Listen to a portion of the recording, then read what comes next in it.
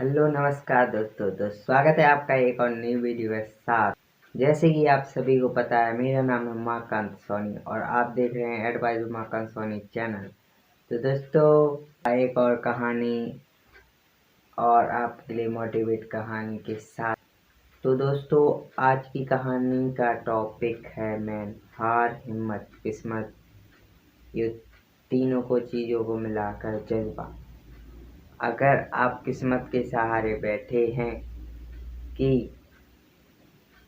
किस्मत में लिखा है जो होगा, तो दोस्तों मैं आपको बता दूं कि किस्मत में जो लिखा है वो तो होना ही है, लेकिन जो आप मेहनत करके कर सकते हैं ना, वो किस्मत कभी नहीं कर सकती। मुझे एक बात बताइए, अगर चलिए भगवान जी ने आपको खाना तो दे दिया, लेकिन खाना तो आपको अपने ही हाथ होगा, भगवान जी तो खिला नहीं देंगे। जो भी आपको करना है तो आपको मेहनत से ही करना पड़ेगा, क्योंकि किस्मत से बड़ी पता है क्या है? मेहनत। अपनी मेहनत की दम पर कुछ करके हासिल दिखाओ।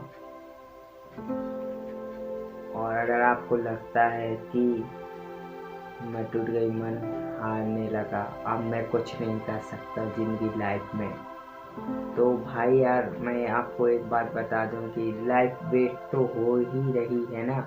इससे अच्छा है एक बार कुछ करके देखो। तो बिना देरी करते हुए चलते हैं अपने टॉपिक की तरफ आगे बढ़ते हैं। तो पेश है आपके लिए एक कहानी, जिससे आपको साधारण भाषण में समझ में आ जाएगा कि लाइफ में लड़ो या फिर मरो। क्योंकि ऐसे तो लाइफ बेस्ट ही जानी है, इसलिए लड़ो और कुछ करके दिखाओ, आगे बढ़ के दिखाओ। तो चलिए शुरू करते हैं एक कहानी। तो दोस्तों, बहुत पुरानी बात है। एक बार एक राजा के राज्य में एक राजा था, बहुत बड़ा एक राज्य का। तो वहाँ पर उनके जो गुप्तचर होते हैं ना, आपने सुने होंगे, गुप्तचर ने एक सूचना दी कि राजा साहब, आपके राज्य में 3 दिन बाद बहुत बड़ा हमला होने वाला है, जिससे सारे लोग मारे जाएंगे, आपका राज्य बिल्कुल भी नहीं बच सकता।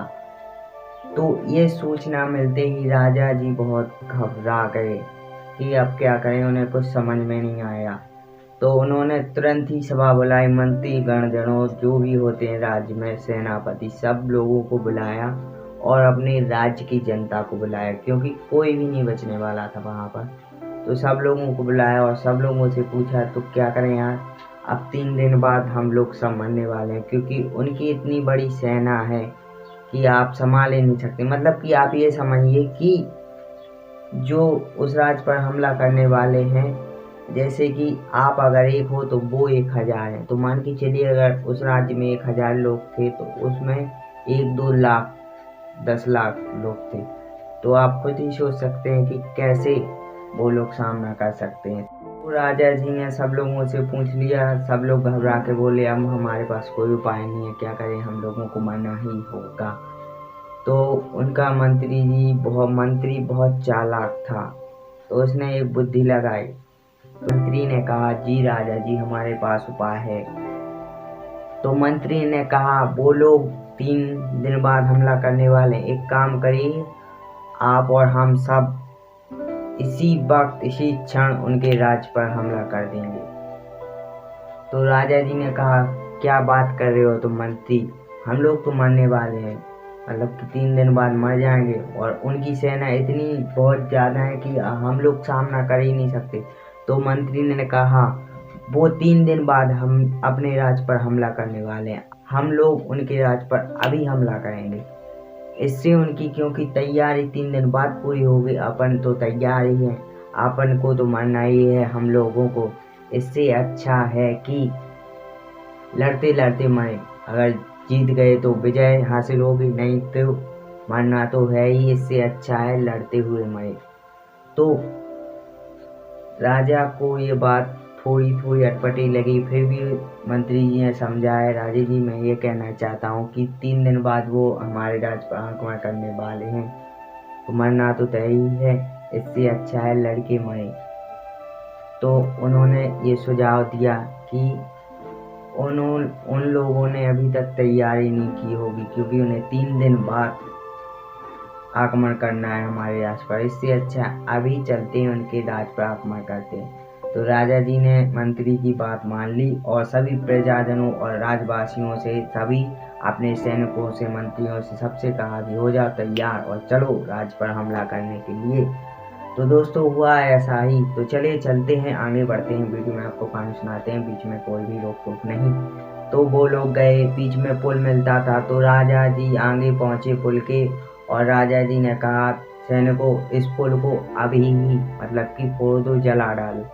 तो राजा जी के आदेश सुनते ही सैनिकों ने पुल मतलब कि बहुत बिल्कुल खत्म कर दिया। उससे पानी बीच में से कहीं निकलने की जगह नहीं बची थी। तो राजा जी ने कहा या तो यहाँ से हम लोग जीत के जाएंगे या तो मर के ही जाएंगे, या जाना ही नहीं है तो यहाँ से कोई भी आ जा नहीं सकता। तो वो लोग गए और उन्होंने बहुत बहादुरी से सामना किया।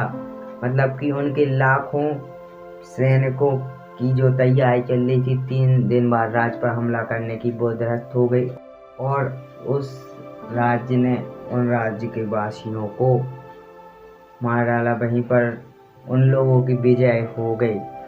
तो मंत्री ने कहा देखा राजा जी, मैंने जो कहा था वही हुआ।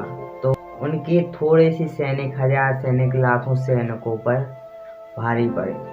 तो दोस्तों कहानी यहीं पर ख़त्म होती है। इस कहानी से हमें क्या सीख मिलती है ये और मैं आपको बता देता हूँ।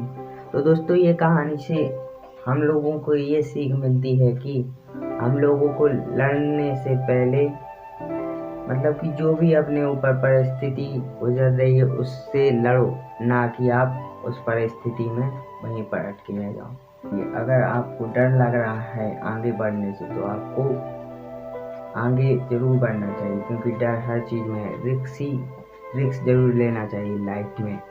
तो दोस्तों ये कहानी से एक और सीख मिलती है कि हमें लाइफ में किस्मत के सहारे नहीं बैठना चाहिए, हमें लाइफ में खुद आगे बढ़ना होगा और कुछ करना होगा।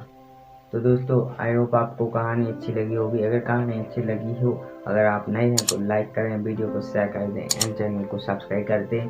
तो मिलते हैं ऐसी कहानी के साथ। जय श्री राम।